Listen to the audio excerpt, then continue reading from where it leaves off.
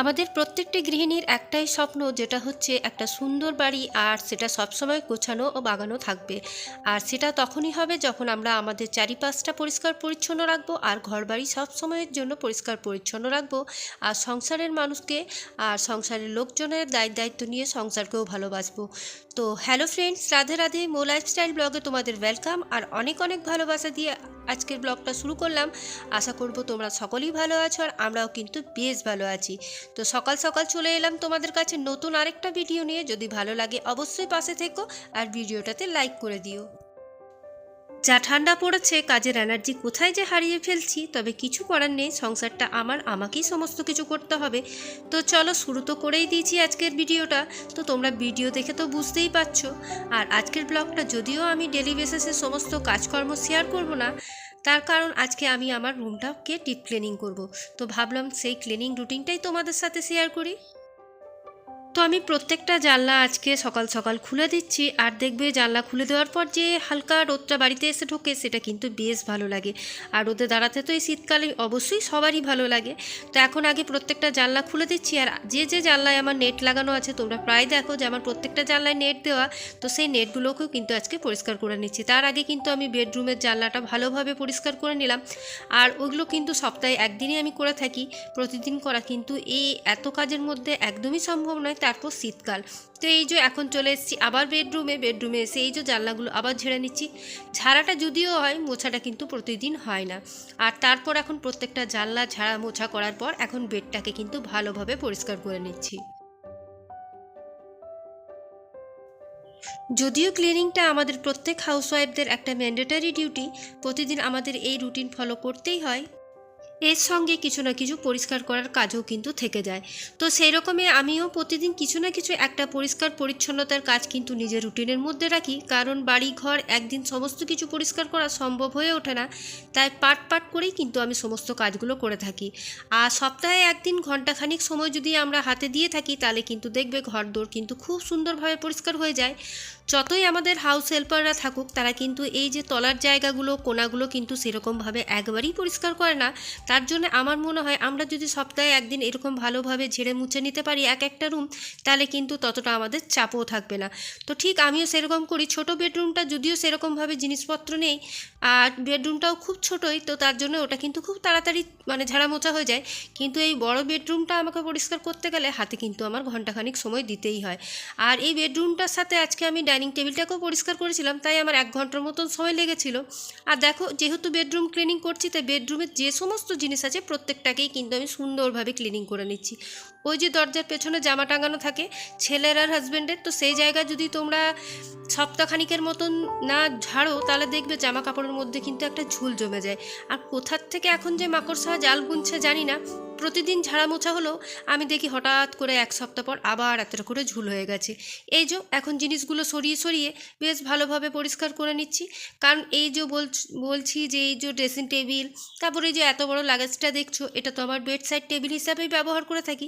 যদিও একটা টেবিল আমি খুব তাড়াতাড়ি আনতে চলেছি, সেটা অবশ্যই তোমরা ভিডিওর মাধ্যমে দেখতেই পাবে।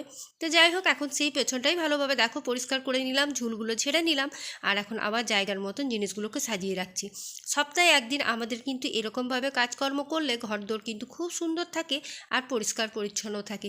ঘরকে ওই যে বললাম, যদি নিজের মনে করো সংসারকে যদি ভালোবাসো, তাহলে কিন্তু কোনো কাজকর্ম করতেই একদমই বলতে পারো যে তোমার কষ্ট হয় না।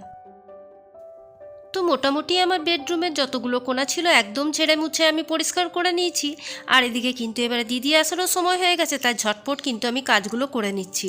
আর এদিকে যেহেতু ডাস্টিং করা হয়েছে, বুঝতেই পারছো কীরকম ধুলো এদিক সেদিক হয়েছে, তো তাই এখন ভালোভাবে প্রত্যেকটা ফার্নিচার যেটুকু আমার এই ঠাকুরের জায়গা, আলমারি, তারপর ড্রেসিং টেবিল যা আছে প্রত্যেকটা জায়গাকেই একটু পরিষ্কার করে তারপর এখন ডাইনিংয়ে তোমার সমস্ত ধুলো বালি যা হয়েছিল সেগুলো এক জায়গায় জমা করে রাখছি।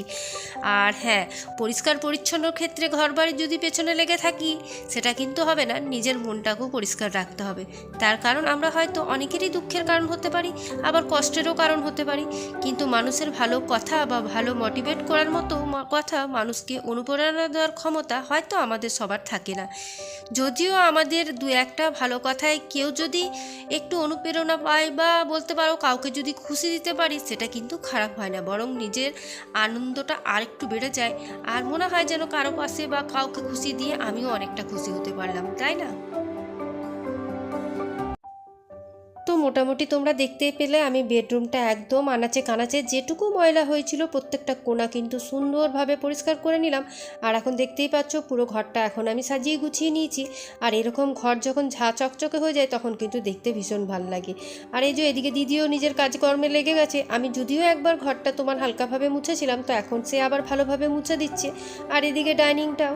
তো যাই হোক, ঘর পরিষ্কার পরিচ্ছন্ন করার পর আমি কিন্তু স্নানটা সেরেই নিয়েছিলাম।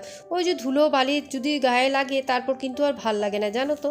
তো এখন দেখো এই যে কিছু কাপড় ছিল যেগুলো স্নানের আগে গুছিয়ে গেছিলাম, আর এই যে এটা একটু রোদে দেওয়া ছিল চাদরটা, যেহেতু একটু স্যাঁতস্যাঁতে ভাব লাগছিল, তো তাই সেটা এখন নিয়ে এসে তারপর আবার আমি ভাঁজ করে জায়গা মতো তুলে রাখলাম।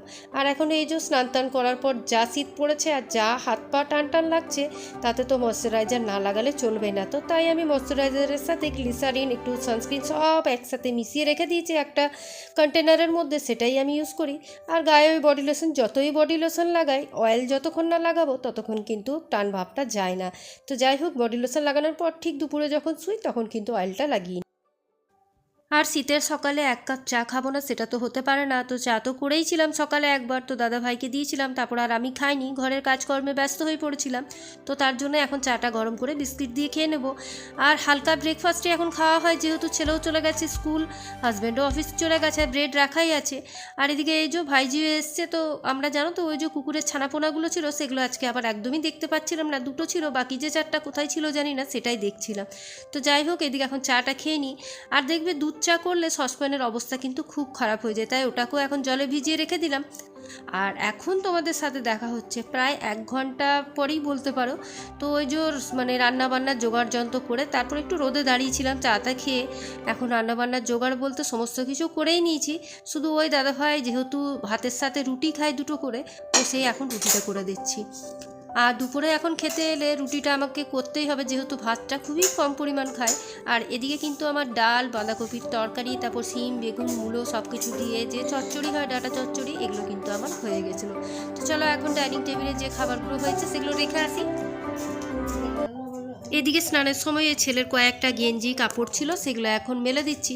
আর জানো তো, রোদে যখন দাঁড়াচ্ছি আর কিন্তু ঘরে একদম ঢুকতে ইচ্ছে করছে না, আর কাজগুলো করতেও ইচ্ছে করছে না। তবে আজকে আমার সমস্ত কাজ কিন্তু অনেকক্ষণ আগেই হয়ে গেছিলো, শুধু রান্নাবান্নাটা এখন দেরি করে করি, যেহেতু শীতকাল, তাই মনে হয় চট করে রান্নাবান্না করে তো লাভ নেই, আর ঠান্ডা ঠান্ডা খেতেও ভালো লাগে না, তো সেই জন্য ভাতটা একবারই লাস্টে চাপাই। আর এই যে রান্নাবান্না কমপ্লিট করে এখন দেখো যেটা সব থেকে বড় কাজ, সেটা হচ্ছে তোমার এই রান্নাঘরটাকে পরিষ্কার করা। তো রান্নাঘর পরিষ্কার করে এখন হাজব্যান্ড আসবে 1টায়, ছেলে আসবে 3টায়, তারপর খাওয়া দাওয়া। তো চললাম, এখন আমি রোদে একটু বসে থাকবো। তো যাই হোক, আজকের ব্লগটা যদি ভালো লাগে অবশ্যই পাশে থেকো আর একটা লাইক কমেন্ট করে দিও। তো আজকের মতন এইটুকুই, কালকে আবার একটা নিউ ব্লগ নিয়ে তোমাদের সাথে দেখা হবে। ততক্ষণ ভালো থেকো, সুস্থ থেকো আর স্মাইল রেখো মুখে। টাটা।